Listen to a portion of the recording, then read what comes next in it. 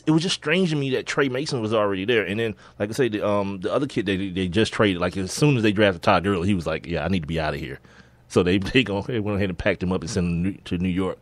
Oh yeah, to play for Todd Bowles and got him a little 7th-round pick back for him. But having Trey Mason and Todd Gurley ain't a bad thing. Yeah. Though. But what's my other rule about the 1st-round running back? Yeah, every carry, everyone. You got to Eddie Lacy him immediately, right? And I know, ladies and gentlemen, if you listen, I know Eddie Lacy wasn't a 1st-round pick, but he's my example that when you go high for a quarter or high for a running back, damn that by committee situation, damn that. Yeah, I need to get everything I can out of him because you saw what happened today, right? A perfect example today. And we'll get back to the draft here. The muscle hamster, Doug Martin, right? Yeah. Guess whose 5th-year option didn't get picked up? Yeah. Rob, what position does he play? Running back. Of course. You got to use him up and get rid of their ass and go get you a new one immediately. Yeah, that's what you do. Yeah. Like Lovie Smith gets it. Like, no 5th-year option for you. You go be somebody else's problem.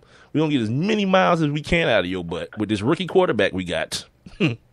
And then, when we're done with you, you can go play for somebody else and become their problem. And we'll go back in the draft and get us a new one. And get another one. Simple and plain.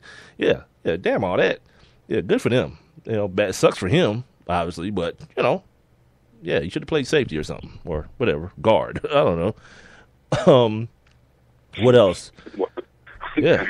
Oh, Cleveland. I like Cleveland's 1st-round picks. The big boy, Danny Shelton, and the center. They got Cameron Irving out of Florida State. Yeah, I think they're starting to get it. And they came back a couple rounds later and got the kid out of Miami, Duke Johnson. So they're starting to understand. I think they wanted to make a run at the Mariota thing. But here's the thing about Mike Pettin, though. He's like, I'm trying to make our quarterbacks irrelevant, bruh. This the NFL. Impossible. Yeah, you can't do that. Impossible. You ain't hiding no damn quarterbacks in the NFL. Like, what do you think? Now, you might be able to, because I know what he's saying. If you want the line to be so good that they can plug anybody back there, I get that. Yeah, not in the NFL. Yeah. Yeah, but it just ain't going to happen like that. Like, you might, because just think like this, and I go with it, and I'm just going to go back to history real quick. The Cowboys, right, back in the 90s, had outstanding offensive line, right? Troy Aikman could stand back there for days, throw the ball around, get the ball to where he needs to go. You know, and then every once in a while, what's the dude's name that comes out? Brad Garrett. You know, Jason Garrett. Jason Garrett. What I call him, Brad. Yeah, it don't matter. Yeah. No one cares about what his name is. Ginger. Yeah. The damn Ginger. You know, he come in the game and he would be serviceable, you know, behind that line. But in the National Football League, you got to have that one a-hole on your team under center. Yeah, dude. You know what I'm saying? Yeah, have fun winning 9 games a year, dog. With that attitude. Yeah, you know what we'll do? We'll just cover up the deficiencies we have at the player that has the ball in his hands every play. Right. If that's the case, they need to just bring Mike Vick. They need to bring in Mike Vick. If any quarterback can play, VY. Ridiculous. Yeah, that's what somebody says when they have bad quarterbacks. Like, oh, God, our quarterback's a cocaine head. Why did they make a play for Tebow? If the offensive line going to be so great, they should have got Tebow. That's overload. Like, you can't have Johnny Football and Team Tebow in the same locker room. That's over. Like, yeah, it's going to explode, dude. All the stupid fandom is going to make the locker room explode. That's the real good versus evil, right? Yeah, speaking of good versus, I'm glad you said that. Okay, so Tennessee gets Marcus Mariota in the 1st round. Right. And in the 2nd round, they're going to get Dorial Green Beckham. I was like, yeah, all right, but why? This dude ain't played football in 2 years. What are we saying? Like, God, if I'm Marcus Mariota, I'm like, what are you doing? Like, what's happening now? Why are we doing this? Like, I think the kid from Ohio State was still there. Was that Perriman kid still there? But I think they just got him speculation, man. Like, they drafted him in the 2nd round.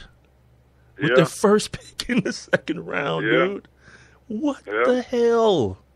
Yeah. If that's the dude you're trying to give me, I understand he's 6'5", and ladies and gentlemen, if you've been listening to this podcast, you hear me say all the time, and this is another example of it. It ain't even got to be talent at this point. Like, perceived talent wins.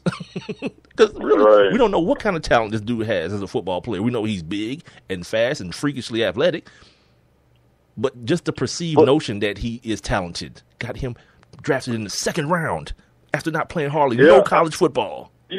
But, you know, I'm going to tell you, man, anytime stuff like that happens, it kind of makes me think about, do you remember Mike Williams, the dude that was like the breakout freshman of the year? USC. USC. Played with the USC. He got screwed in the Maurice Clarett thing. So awesome. He was so awesome that he decided that he wanted to come out after his freshman year. Remember that? You remember what happened, though? You remember what happened with him, though? They told Maurice Clarett he could do it. And then so Mike Williams was like, shoot, me too then. I want to come. Me too. Then when they said, no, you can't, then the federal, the Supreme Court was like, no, you can't. Then everybody got screwed. It was like, we don't have nowhere to go. Because by then he had declared for the draft and all that kind of stuff. And then when he finally did get to play, which was like a year later, because remember, he didn't get drafted. Right. Somebody signed him as a free agent. One of them teams out on the West Coast signed him. I think he got drafted the next year. Oh, it was the next year. Yeah, that was him and Clarett. Because Clarett got drafted in the third round the next year. Right. So that's right. It was and he never was anything, man, because he was gone from football. I mean, I know he was out training or whatnot, but he was just gone from football. It's football, dude. Like, I didn't trust it. Yeah, and I will say this in defense of Dorial Green Beckham, the days are kind of different from then because like that Mike Williams thing happened at the same time. I remember Charles Rogers and those guys. It was harder for. It seemed to be a lot harder for wide receivers to acclimate themselves coming from college to the pros. Now it seems to be like you saw what happened last year. Like dudes like, what's the kid's name? Odell Beckham Jr. You got Sammy Watkins up there. You got Mike Evans doing this thing. The little short kid out there in Arizona, whatever his name is, a little bitty dude. Yeah, like these wide receivers are coming out of these programs now. Having had to learn so many different route concepts and things of that nature. They're acclimating themselves a lot easier. That's why this receiver class was so deep this year. But like the Dorial Green Beckham thing, I was like, is anybody afraid of anything? You know what I mean? It's like when you start talking about kids that got like it ain't even to me so much the character stuff that everyone's talking about. It's like you ain't played football in 2 years. Like, oh God. And some people for a while was talking about this kid going in the first round. I was like, come on. Yeah. No. Now look, you talking about the wide receivers. I'm gonna tell you, and I ain't just saying this because he's a Georgia boy. But I'm going to be very interested to see this young man, Chris Conley, in the National Football League. I actually highlighted him somewhere. Where did he go? Kansas City. I did highlight because another Georgia boy is up there too. Here in Aaron Murray. Rameek Wilson is up there too. Your boy Rameek Wilson, the linebacker, is up there as well. Yeah. So Andy Reid's getting this whole Georgia thing going on. Yeah. But that dude, like I always knew he was a phenomenal athlete. Just watching him play for Georgia. But that combine, like that dude put together such an impressive combine. It kind of opened my eyes. Like, well, damn, like this dude, like he ready. So speaking of combines, where is that at? Okay, the Dallas Cowboys. The kid that where's the kid from? Byron Jones. The kid from UConn. The corner, the kid that kind of like jumped out the gym and broke all these like long jump records at the combine.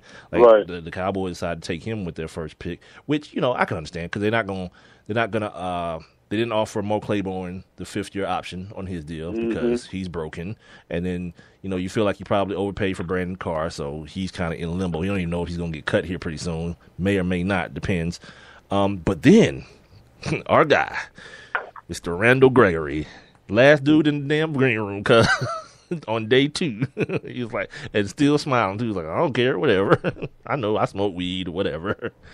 They drafted Randall Gregory, and it's one of those things. Like immediately, what I thought about was like, so now here's the deal: you're gonna have to get a backup plan for your backup plan, because essentially, this kid is the backup plan for Greg Hardy, but he liked to indulge in the marijuana, so you need a backup plan for him now too, because. Yeah, he's in the program, as you say, Rob. You know what I mean? Yeah, in the program. Yeah, he's actually in the program. So now you need a backup plan for your backup plan. They've already talked about getting this dude babysitters and all this kind of stuff. And I think what I heard was he requested it, like, I'm going to need help. Because, but in all seriousness. Oh, yeah, that's what he did. He said that he was going to need a personal protector to, help keep him out of trouble and help him make the right decisions and all that. Yeah, and I will say this about the kid, man. I'm very, very. I'm always a person that's. I commend self-awareness, and not the Johnny Manziel type of self-awareness when you're already in the crap and it's like, I guess I'll go to rehab now. Not that. Not after the pictures come out of you with the powder on your nose and the rolled up dollar bills. Not that part. The part that says, you know what?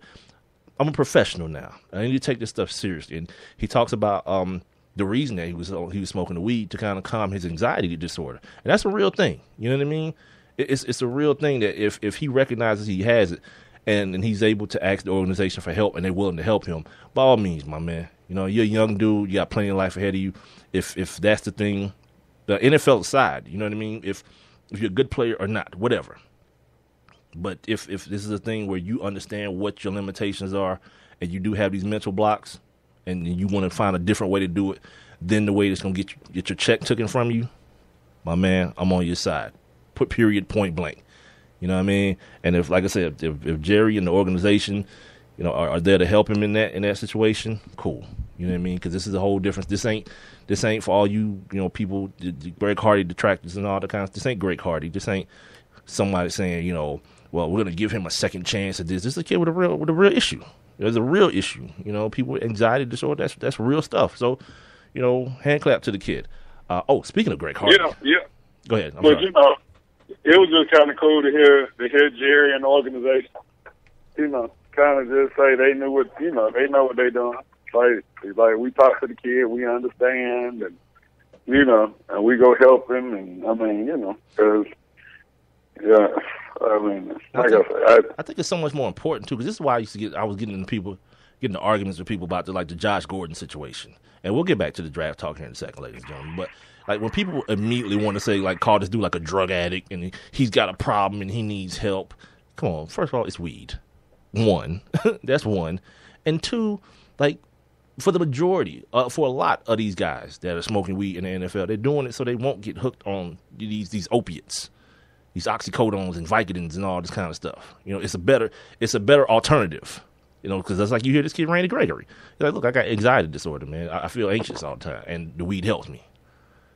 So whether you call that an addiction or not, he's found what he feels is some medicinal purposes to it or for it. Yeah.